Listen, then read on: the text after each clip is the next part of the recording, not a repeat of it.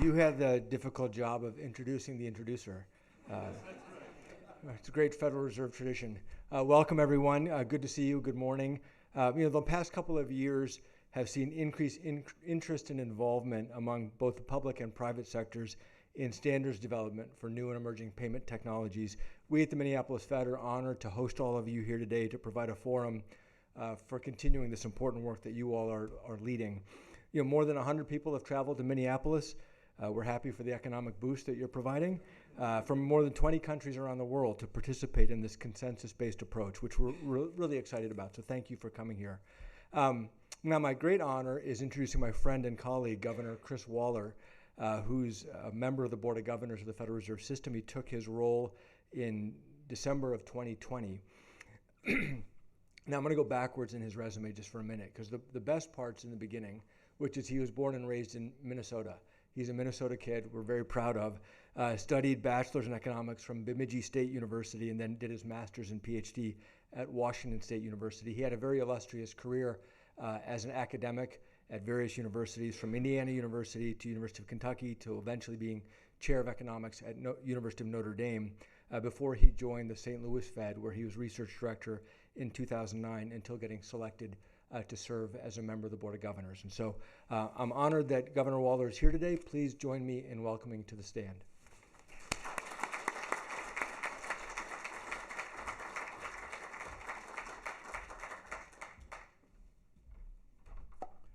Well, good morning.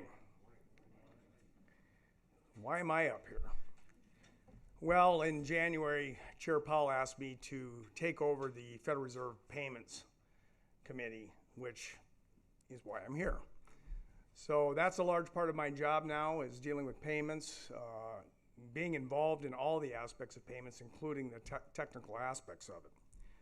So I'll start with something I realized about a year ago, which is, if you'd have told some college kid 30 years ago, you should go into payments, they would go, you gotta be kidding. Somebody with a green shade and a ledger with a pencil.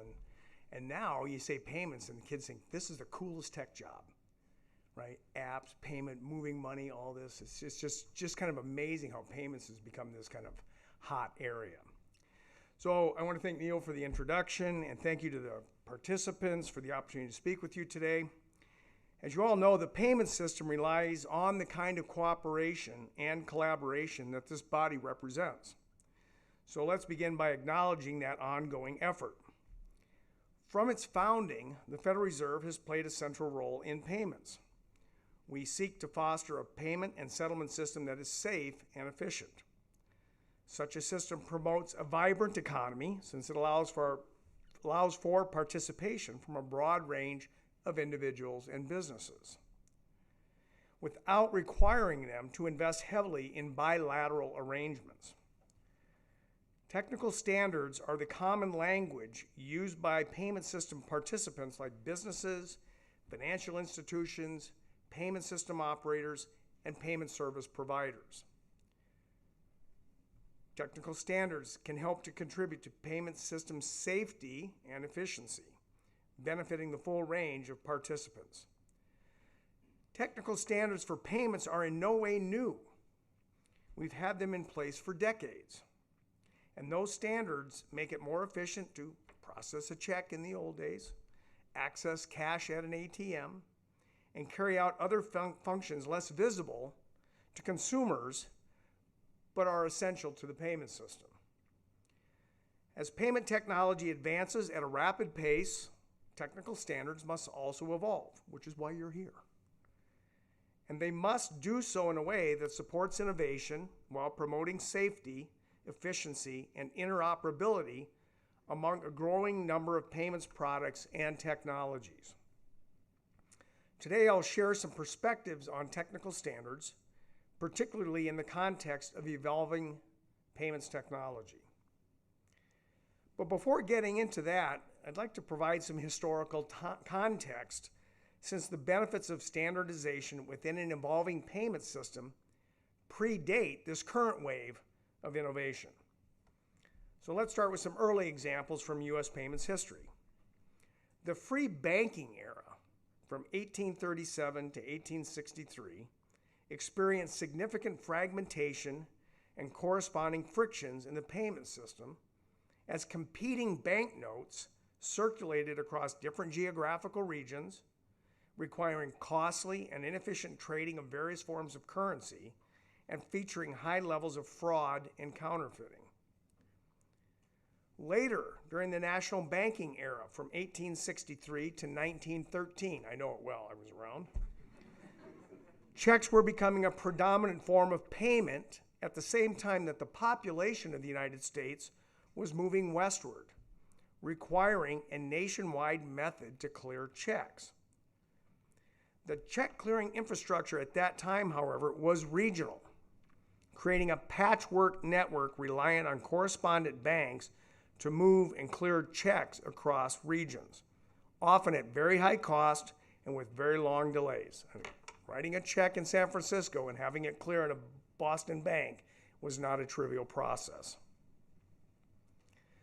Now, Congress created the Federal Reserve in 1913 in part to deal with the payment system and assigned the Fed a number of key roles, including the issuance of Federal Reserve notes, and in short order, establishment of a national check clearing network.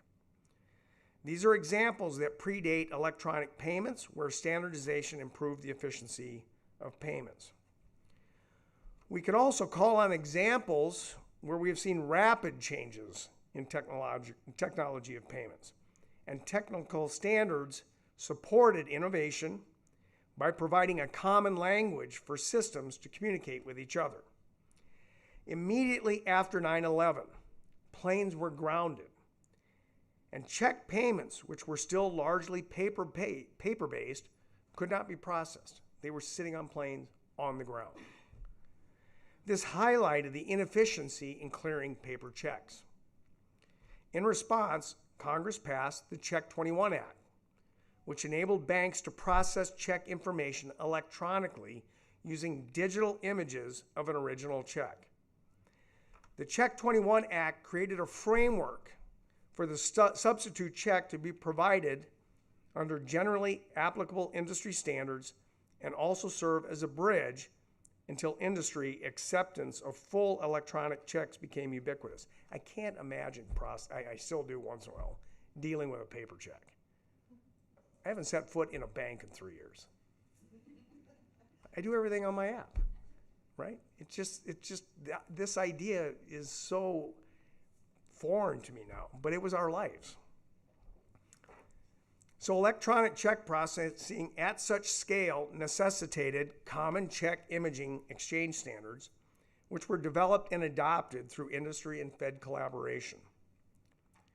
And as I mentioned earlier, the payment system once again is experiencing a technology-driven revolution. Shifting consumer preferences and new technologies have led to new financial products and services. This includes the introduction of instant payments, advances in digital wallets, and mobile payment apps, and the emergence and growth of digital assets. Innovators see an opportunity for enhancements in payments, whether through the introduction of new capabilities or finding ways to alleviate frictions such as speed, cost, and accessibility. Now, while the potential benefits of these advances are significant, disjointed or incompatible innovations could increase fragmentation of the payment system or exacerbate frictions at different points of the payment chain. Will platforms that use newer technologies, for example, be able to talk with one another and traditional payment rails? Or will they lead to siloed parallel networks or so-called walled gardens? Supporting compatibility or interoperability is important because payment systems are similar to other networks and that greater participation in the network usually means greater value for all the users of the network.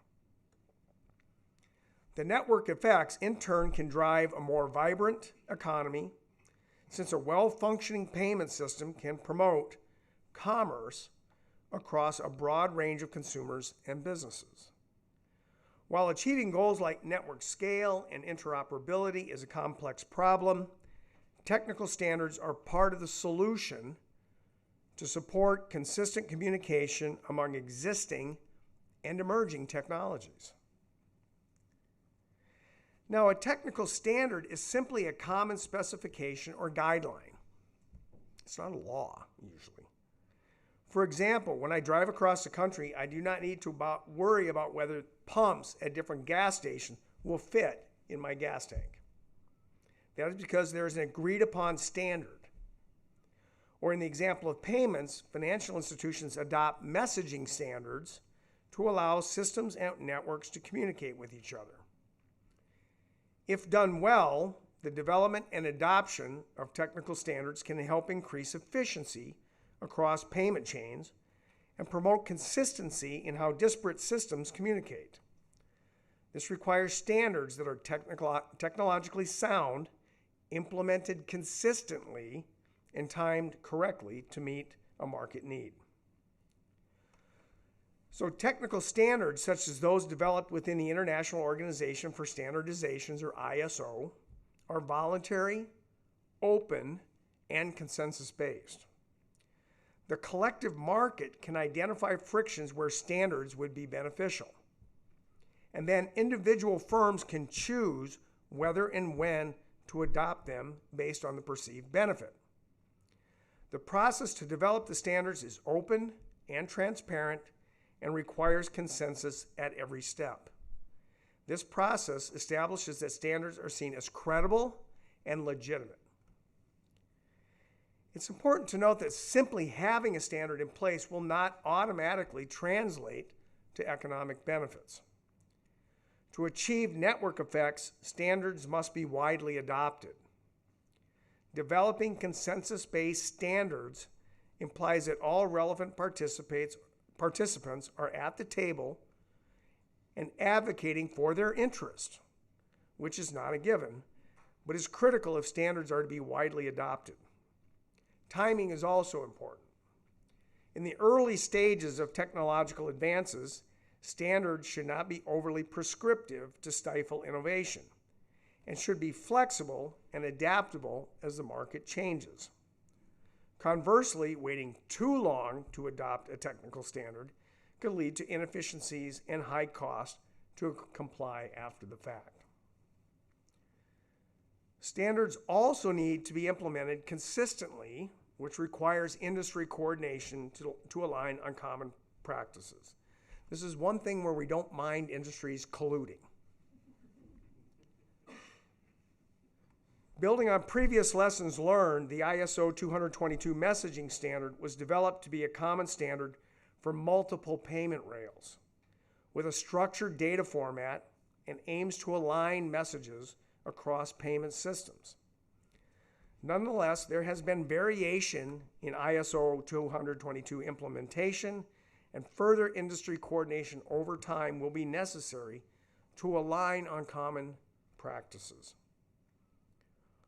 All of this, identifying the need and timing for standards, incorporating a breadth of industry perspectives, and aligning on implementing approaches, requires an immense amount of coordination. And much of this coordination must take place among competitors. So often, a neutral convener is needed to achieve better outcomes. That is why we have standard development organizations like ISO to provide a forum where participants from the private sector, academia, and the public sector can contribute expertise and collectively shape standards in a way that meets business and public sector objectives, providing some comfort that the needs of all market participants and consumers will be considered. Now that brings me to the Federal Reserve's roles in this process. Not role, but roles, plural. One such role is to serve as a convener, with this week's conference being a typical example. Among standards development organizations like the Accredited Standards Committee X9 domestically and ISO internationally, the Fed is known for impartial facilitation of efforts to work toward a common goal.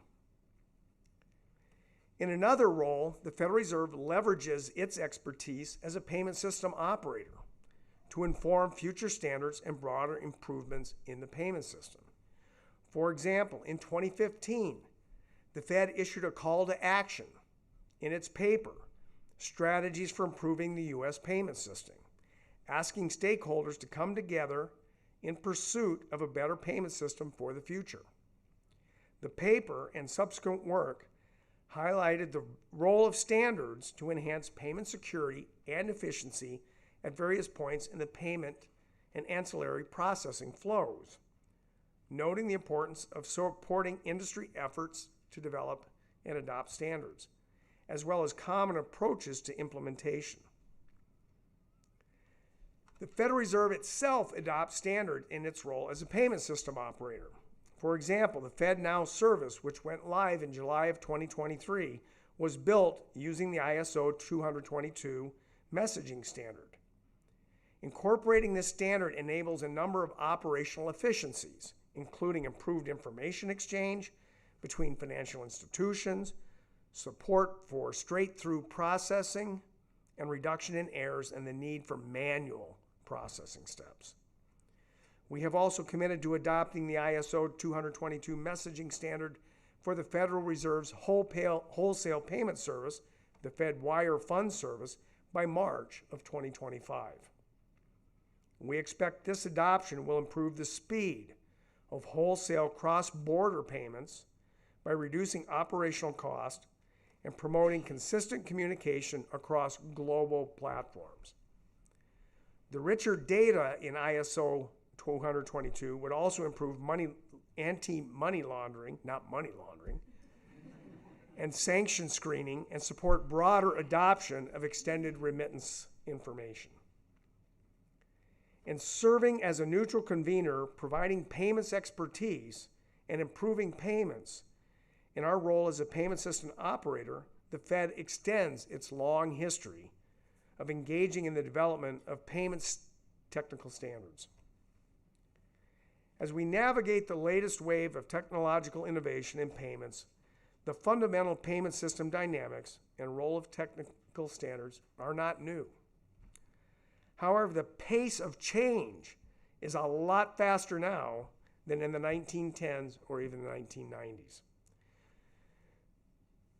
So, collaboration among a broad range of private and public stakeholders can help to establish standards for integrating the new technologies into the payment system. Advocating for an open and transparent standards development process where participants adopt standards that are technologically sound and supportive of business and public objectives is one way the Federal Reserve can help to foster payment system safety and efficiency, as well as to support responsible innovation at its present rapid clip. So I thank you and do good work.